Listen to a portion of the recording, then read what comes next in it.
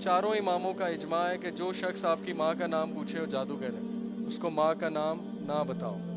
چاروں امام، امام ابو حنیفہ، امام شافعی، امام احمد بن حنبل، امام مالک۔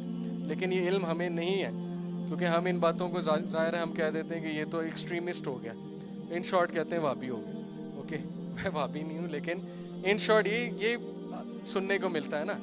اوکے، یہ ہمارے ہاں ایک بہانہ بن چکا ہے۔ تو بہرحال ماں کا نام جو پوچھتا ہے وہ سائنس کیا ہوتی ہے، اگر تو ایگزیکٹ آپ کو صحیح بات بتا رہا ہے تو اٹس ویری ایزی، وہ اپنے قرین کو بلا لیتا ہے۔ پہلی بات، موکل کوئی نہیں ہوتے، موکل کسی کے نہیں بنتے۔ سلیمان علیہ السلام کے قبضے میں جن تھے وہ بھی ان کی انگوٹھی کے ایسے جو اللہ نے دی تھی۔ رسول اکرم صلی اللہ علیہ وسلم کے سامنے ایک شیطان آیا، اسے ستون کے ساتھ باندھنے لگے تھے، صحابہ کو دکھانا تھا، پھر کہا مجھے میرے بھائی کی دعا یاد آ گئی سلیمان علیہ السلام کی کہ اے اللہ مجھ جیسی سلطنت کسی کو نہ دینا۔ تو یہ جو عام پیر فقیر اور یہ جو لوگ ہیں کہتے ہیں ہمارے پاس موکل ہیں، تو یہ کس طرح کا کلیم ہے؟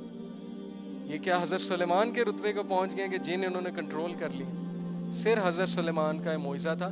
جن کنٹرول نہیں ہوتا، جن صرف اور صرف ڈیل کرتا ہے۔ شیطان کی بات کر رہا ہوں، یہ برا جن، اچھے جن بھی ہیں، ہاں اچھے جن سٹوڈنٹس بن جاتے ہیں، عزت کرتے ہیں، لیکن ان سے مدد لینا ناجائز ہے، کیونکہ اگر جائز ہوتی، میں یہ سمجھتا ہوں اگر جائز ہوتی تو صحابہ لے لیتے۔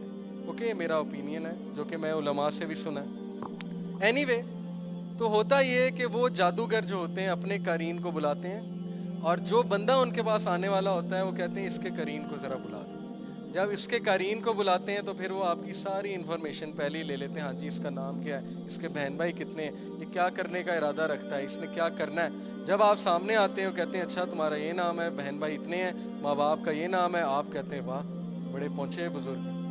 اور پھر وہ کہتا ہے کہ محبوب آپ کے قدموں میں،